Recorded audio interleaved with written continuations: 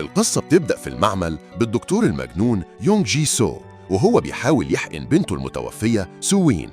بس في نفس اللحظة الشرطة بتدخل عليه في المعمل المليان بالكائنات الغريبة دي، وبيطلبوا منه ما يحقنش سوين لأن الحقنة خطر عليها.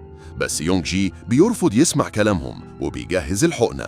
ساعتها الشرطة بتضربه رصاصة في كتفه، وفي اللحظة دي بيحصل زلزال قوي جدا بيوقع المباني والكل بيموت. بعد 3 سنين من الزلزال ده بنشوف الشاب تشو جي وون وهو بيحاول يصطاد تمساح ضخم جدا، لكن مش بيقدر والتمساح بيجري وراه.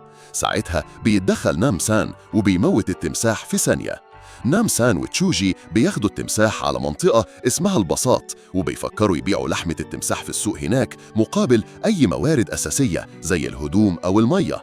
وده عشان العالم بقى مدمر لدرجة إن الأكل والمية مش موجودين والفلوس ملهاش أي لازمة. وأثناء بيع اللحمة بتدخل بنت اسمها سونا مع جدتها العجوزة عشان يشتروا لحمة، وأول ما تشوجي بيشوفها بيتكلم معاها ومبسوط إنها جت وشافها.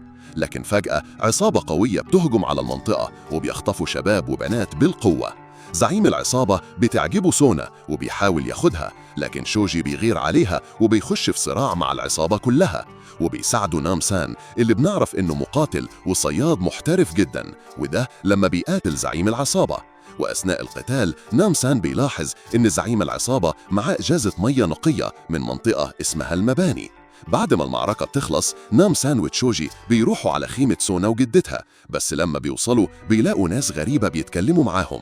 الزعيمة بتاعتهم بتقول لسونا إنهم من منطقة المباني وعايزين الشباب اللي أقل من 20 سنة مع عائلاتهم يعيشوا معاهم، لأنهم شايفين إن الشباب هم المستقبل، وكمان بيغروهم بمية نقية وحياة شبه الجنة. وطبعا سونا وجدتها ما صدقوش نفسهم إنهم هيرتاحوا من العيشة الزبالة اللي عايشينها، فبيوافقوا.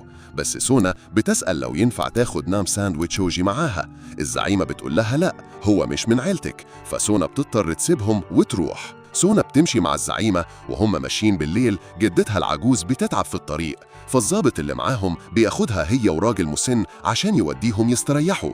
سونا بتستغرب لأنها بتلاقي العربيات اللي هتنقلهم على منطقة المباني قريبة جدا، وكانت شايفة إن جدتها ممكن تستحمل شوية. بتسأل الزعيمة عن السبب بس ما بتاخدش منها أي جواب مقنع. في نفس الوقت نام سان وتشوجي قاعدين في الخيمة بيتكلموا عن سونا وبيقرروا يطلعوا يصطادوا. بس وهم في الطريق بيشوفوا منظر مرعب، بيلاقوا 2 ضباط بيخلصوا على راجل مسن وجدة سونا. هنا نام سان وتشوجي بيتدخلوا ويخشوا يقتلوا الضباط دول، لكن بيتفاجئوا إنهم مش بيتأثروا بالضرب خالص، وعلى الرغم من الجروح اللي فيهم بيكملوا قتال عادي جدا لحد ما بتظهر بنت اسمها لي تقطع رقبتهم وتفصلها عن جسمهم. الصبح نام سان وتشوجي بيقابلوا لي وبيطلبوا منها تحكي لهم عن نفسها. بنعرف ساعتها إنها كانت ضابط في الشرطة، وبعد الزلزال اكتشفت منطقة المباني. هي وفريقها قرروا يعملوا معسكر هناك لأنها كانت المنطقة الوحيدة اللي نجت من الدمار. لكن بعد شوية دخل عليهم الدكتور المجنون يونغ جي سو وقدر يسيطر على فريقها وعمل اتفاق مع الضابط كوان. الاتفاق كان إن الدكتور يجرب تجارب خطيرة على المراهقين. ليه لما عرفت باللي بيحصل رفضت الكلام ده، فالضباط حاولوا يتخلصوا منها لكنها نجحت تهرب. وبعد ما حكت حكايتها قالت لنام سان وتشوجي إنها عايزة ترجع المعسكر وتنقذ المراهقين من الدكتور المجنون. هم وافقوا يساعدوها خصوصا لأنهم نفسهم سونا ترجع. بنروح تاني لسونا والمجموعة أول ما بيوصلوا المباني. الدكتور يونغ جي سو بيرحب بيهم وبيوعدهم بحياة شبه الجنة وبيوزع عليهم أزايز مية نقية. في نفس الوقت نام سان بيروح لزعيم عصابة كان معاه في السجن قبل الزلزال اسمه تايجر. أول ما تايجر بيشوف نام سان بيؤمر الرجالة يقتلوه، لكن نام سان بيصفي رجالة تايجر لوحده بمهارة رهيبة لدرجة إن الباقيين بيهربوا ويسيبوا تايجر. نام سان بيربطه وبيسأله عن مصدر المية النظيفة. تايجر بيرفض يجاوب، فنام سان بيضغط عليه لحد ما بيعترف وبيقول إنه بياخد المية مقابل إنه يبيع عبيد. بعدها بنشوف سونا تسأل الزعيمة عن جدتها، لكن الزعيمة بتقول لها إنها هتوصل بالليل. الدكتور يونغ جي سو في الوقت ده بيكرم عيلة أشطر طالب وبيديهم أوضة حلوة جدا، أما باقي العائلات بيدخلوا البدروم وهناك بيشتغلوا ليل ونهار في تنقية المية عشان ولادهم يشربوا.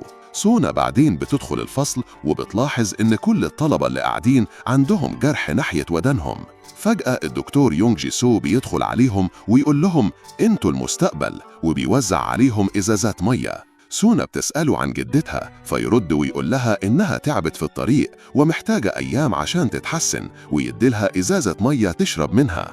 بعد كده بنشوف الدكتور يونج جي سو وهو بيحقن الضابط كوان، وبنعرف إن الحقنة دي بتخليهم أقوياء جدا ومحدش يقدر يهزمهم. كوان بيطلب منه يسرع في التجارب لأن المراهقين قربوا يختفوا من العالم كله. في اللحظة دي سونا بتخرج من الأوضة اللي كانت قاعدة فيها عشان تستكشف المبنى. بتدخل مكتب الدكتور يونج جي سو وتلاقي كتاب فيه تجاربه الخطيرة جدا على الفئران والبشر. وهي مكملة استكشاف تلاقي واحدة من زميلاتها نايمة على السرير وفي رقبتها حقنة وجهاز متوصل في دماغها. سونا أول ما تشوف المنظر ده بتستخبى على طول. سونا بتكون مستخبية ورا الستاير اللي في مكتب الدكتور.